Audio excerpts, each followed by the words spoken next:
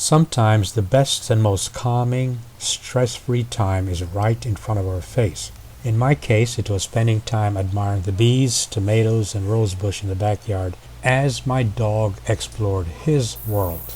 It wasn't long until my uncluttered mind started to reflect on my email. Yes, I do get email from some of the most interesting minds on the internet. The question in the email was from my friend Levant, a man I met during one of my retreats in Aracabessa, Jamaica. Have you ever been around friends in Aracabessa, Jamaica? I highly recommend such a visit, and at less than $40 per night it is well worth it to get away from stress and the humdrums of daily challenges. But I'm getting off track. Levant's question that lingered in my mind was this: why then do innocent children starve to death? Know what I think? As long as starvation of children can be a political issue, it'll never be solved. Cynical, you say? Well, think about this. Think about, for example, the ethics and principles of the leadership in countries where starvation is prevalent. And then think about the countries that support such despots. On a seemingly unrelated subject, think about this. We have not solved the crime problem, even though we have always known how to set the stage for crime and criminals.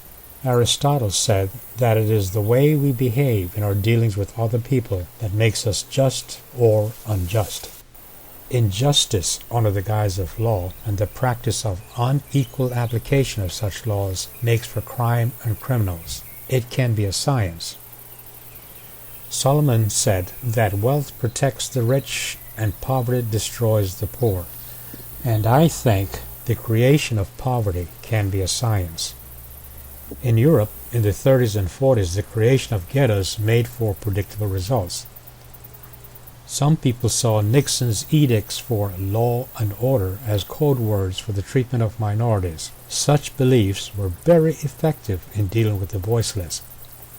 John F. Kennedy observed that the only way out of crime and poverty was education. He implied there has to be a concerted effort to break the cycle. You know, no education, no job. No job means living in poverty. Living in poverty breeds crime and criminals.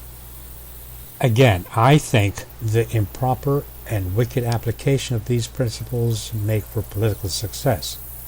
Of course, I know that there are exceptions. Some people are criminals because they are criminals, period. And some people will become a success no matter where they're from. There are always exceptions. In many cities today, we build low-income housing in areas cut off from real jobs and effective education, just so that we can get the votes to fight crime. Do you live in such a city?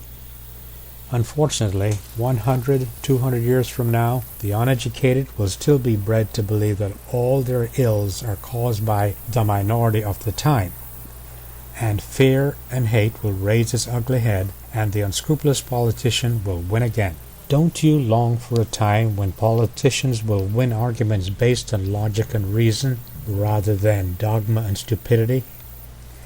Oh well, as it is today, ignorance, that is, the lack of education, is a must if the popular party of the time is to gain success. Which brings me back to the question: why then do innocent children starve to death? Such conditions have political advantages. Besides, think about this. What answers do you have to that question? Why then do innocent children have to starve to death?